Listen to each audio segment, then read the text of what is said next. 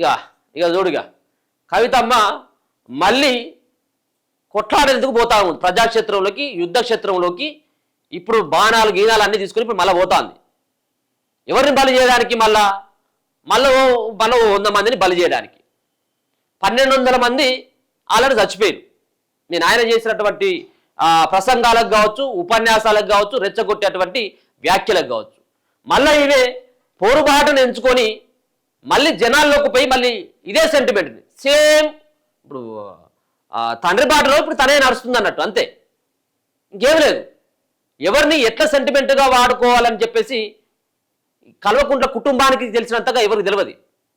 వీళ్ళ మామూలు ఎపిసోడ్లు ఉంటాయా, కల్వకుంట్ల కథలు అని చెప్పేసి తీసినట్టు అయితే ఉంటే మొగిలి రేకులు సీరియల్ కంటే ఎక్కువ నడుస్తుంది సీరియల్, అంతకంటే ఎక్కువ నడుస్తుంది. ఎందుకంటే ఒడిసే ముచ్చట కాదు ఇది.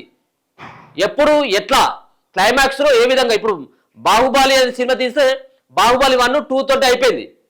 కల్వకుంట్ల సినిమా కనుక తీసినట్టు అయితే ఉంటే ఇది 1000 ఎపిసోడ్లనే అయిపోతుంది ఇది. ఎందుకంటే ఎప్పుడు ఎట్లా మార్చాలి, రంగులు ఎలా మార్చాలి, ఏ విధంగా ఎవరిని ఎట్లా వాడుకోవాలా, ఏ సెంటిమెంట్ని వాడుకుంటే తమకు ఉపయోగం అని చెప్పేసి వీళ్ళకు తెలిసినంతగా ఎవరికి తెలియదు.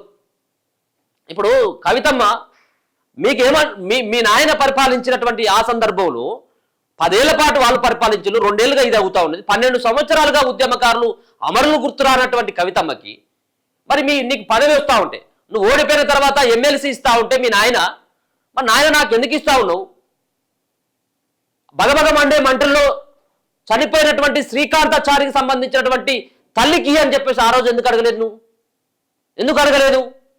ఎందుకు అడగలేదు అంటే ఆ రోజు మీరు ఏది చేసినా నడుస్తుంది. ఆ రోజు మీరు గవర్నమెంట్లో ఉన్నారు.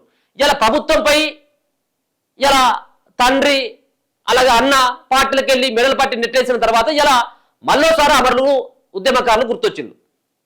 మీరా మాట్లాడేది ఉద్యమకారుల గురించి. ఇగో ఉద్యమకారులకు అన్యాయం కొత్తగా నువ్వు చెప్పాల్సినటువంటి అవసరం లేదు, 100% అన్యాయమే జరిగింది. మళ్ళీ ఇప్పుడు కొత్తగా 12 సంవత్సరాల తర్వాత మళ్ళా ఉద్యమకారులు గుర్తొచ్చింది లాను.